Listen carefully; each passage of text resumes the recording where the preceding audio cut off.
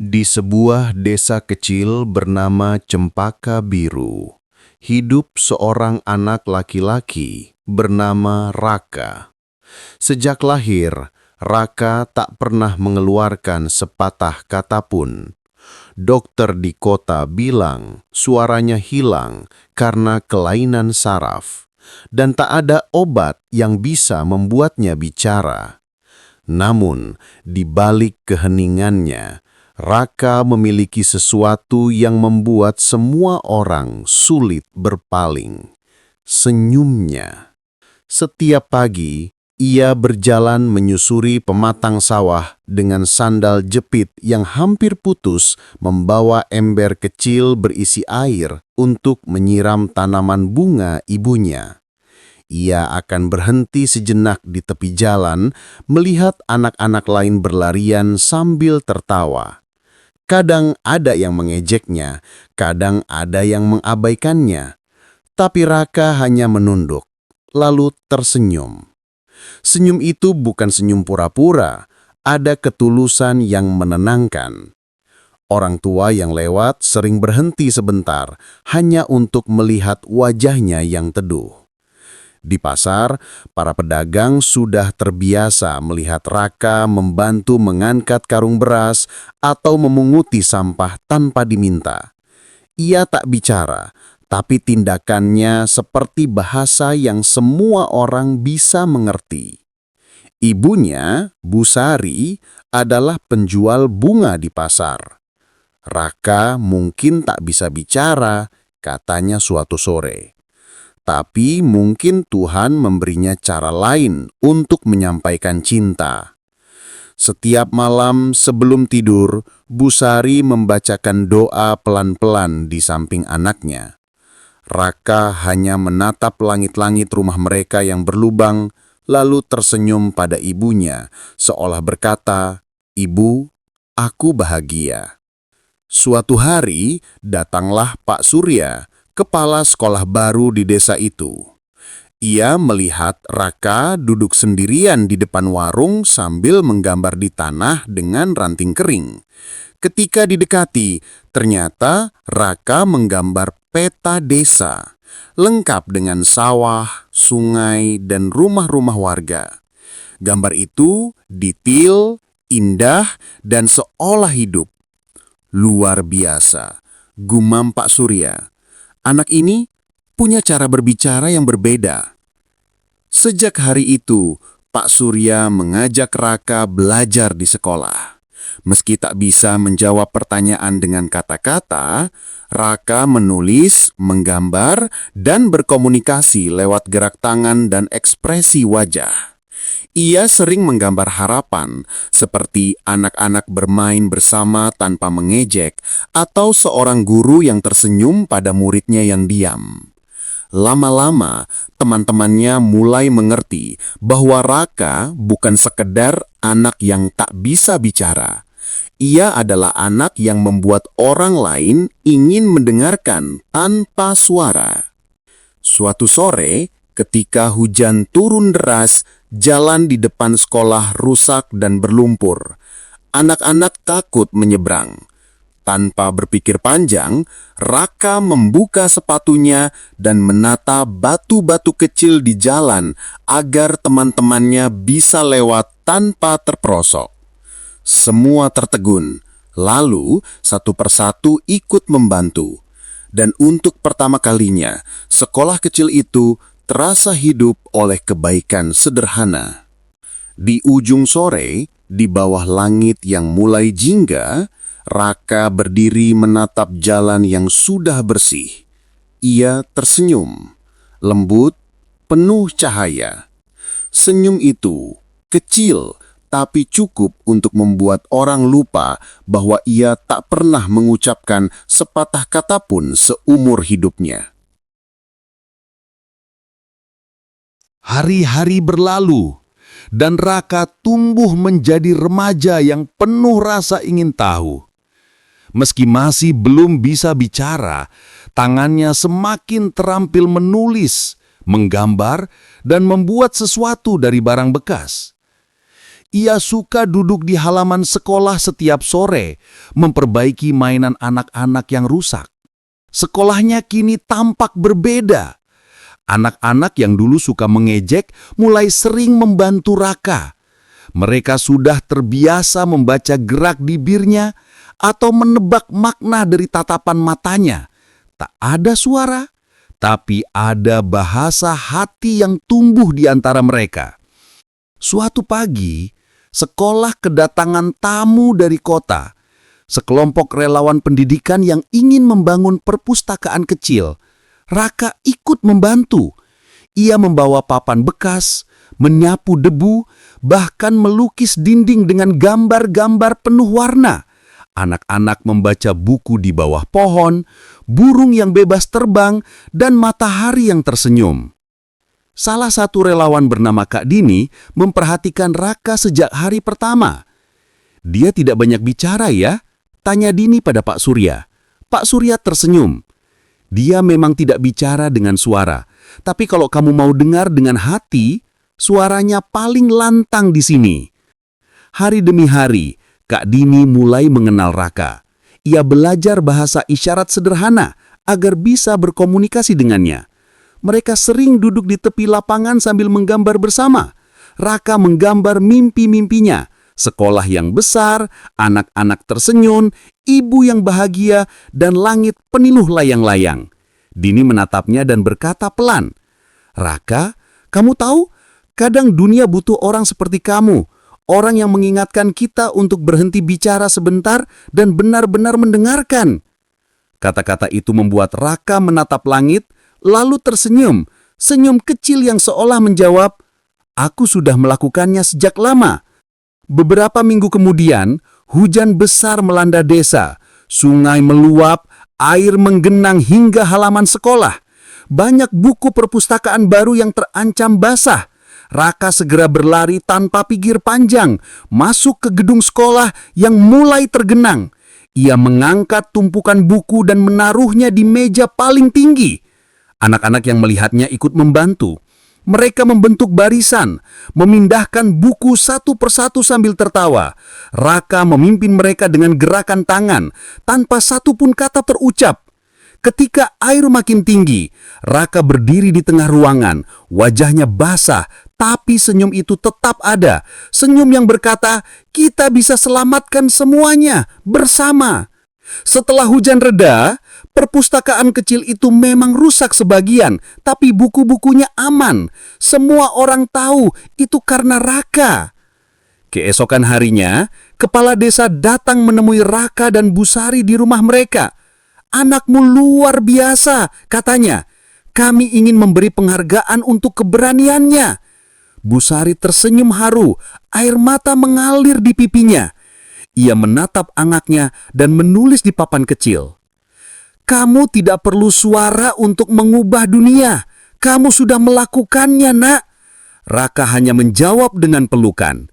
Tak ada kata, tak ada bunyi, hanya keheningan yang berbicara lebih keras dari segalanya. Dan sejak hari itu, setiap kali orang melewati sekolah itu dan melihat mural bergambar anak tersenyum di dinding, mereka akan berkata, "Lihat itu, senyum Raka, senyum yang membuat kami percaya pada kebaikan." Sejak banjir besar itu, nama Raka mulai dikenal di seluruh desa. Ia bukan lagi sekedar anak yang tidak bisa bicara, tapi simbol kebaikan yang senyap. Semua orang yang pernah melihat senyumnya tahu ada sesuatu yang istimewa dalam dirinya, sesuatu yang bahkan kata-kata tak bisa menjelaskan. Sekolah kini memiliki perpustakaan baru yang lebih besar. Dindingnya dihiasi mural karya Raka dan teman-temannya. Pemandangan sawah, anak-anak membaca, dan seekor burung yang terbang bebas di langit biru. Raka menatap mural itu setiap pagi sebelum masuk kelas, lalu tersenyum pelan, seperti menyapa karyanya sendiri. Suatu hari, datang surat undangan dari kota. sebuah yayasan sosial ingin memberikan penghargaan kepada Raka atas keberaniannya. Pak Surya membacakan surat itu di depan kelas dan anak-anak bersorak gembira. Raka hanya menunduk malu, menuliskan sesuatu di papan tulis kecilnya. "Aku tidak berani bicara di depan banyak orang." Pak Surya tertawa lembut. "Kau tak perlu bicara, Nak. Senyummu sudah cukup keras terdengar."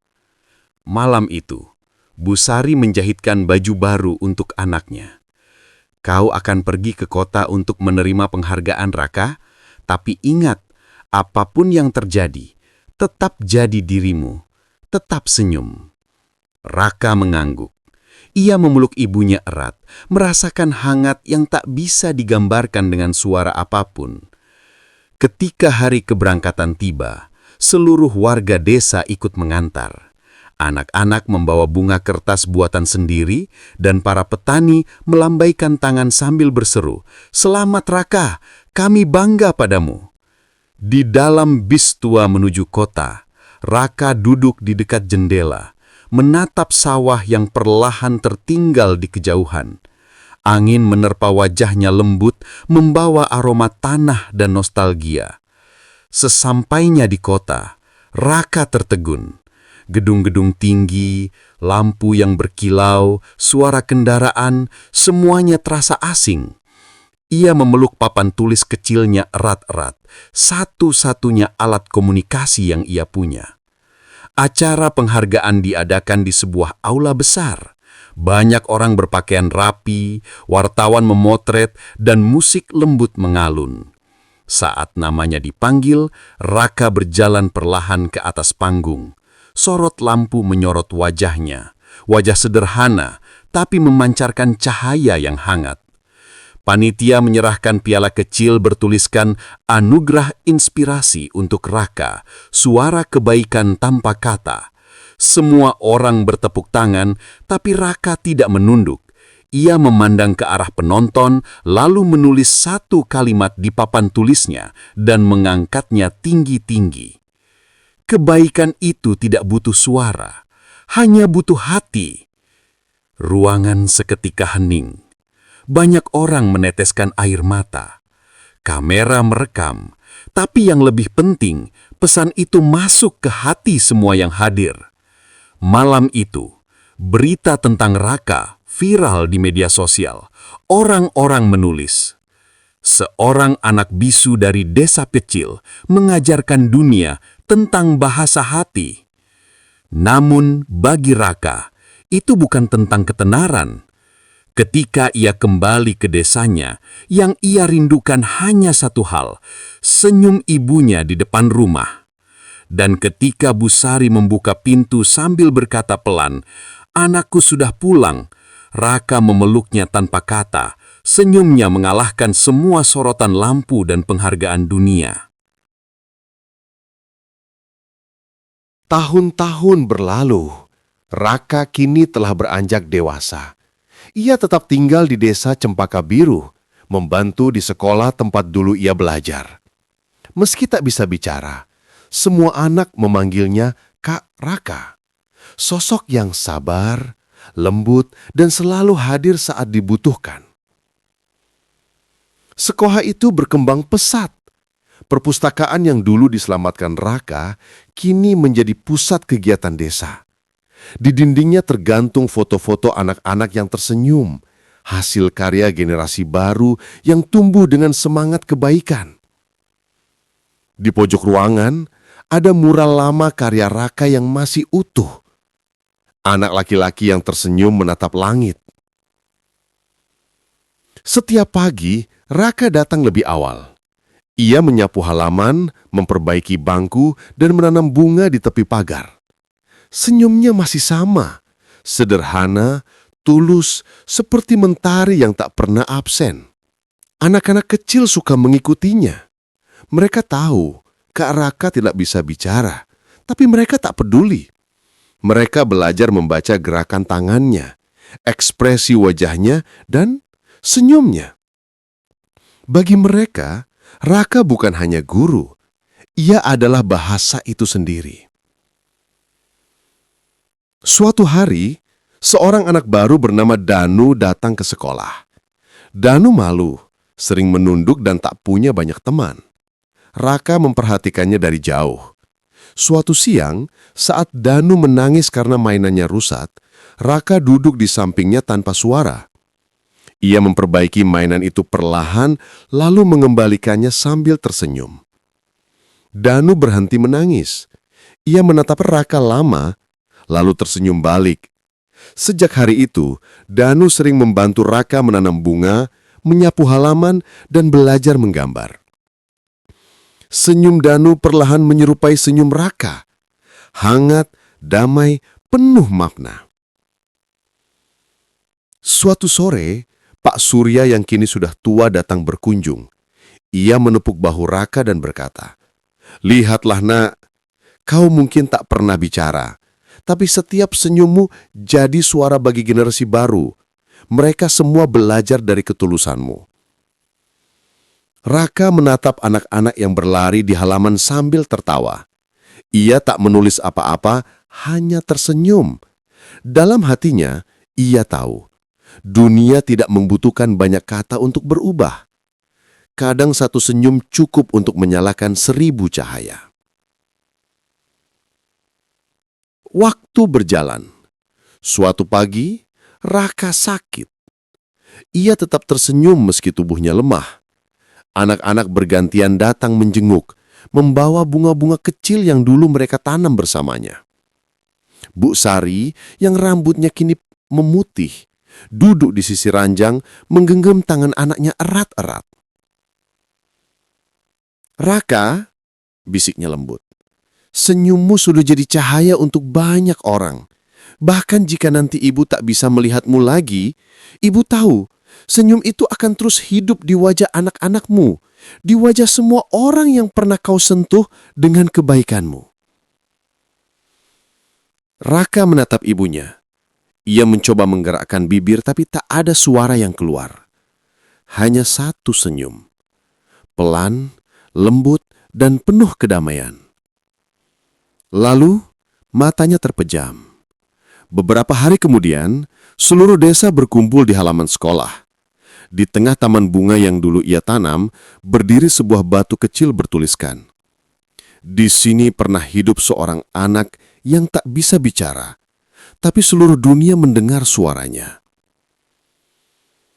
Sejak hari itu, setiap kali matahari terbit dan cahayanya menyentuh bunga-bunga kecil di tepi pagar, orang-orang berkata, "Lihat, itu senyum Raka, senyum yang tak pernah padam."